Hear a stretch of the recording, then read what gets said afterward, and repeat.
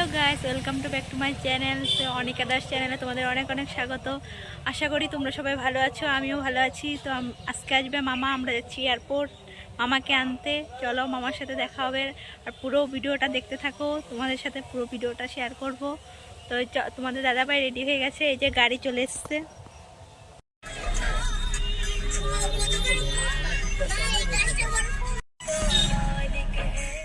তো আমরা এখন চলে এসেছি এয়ারপোর্ট।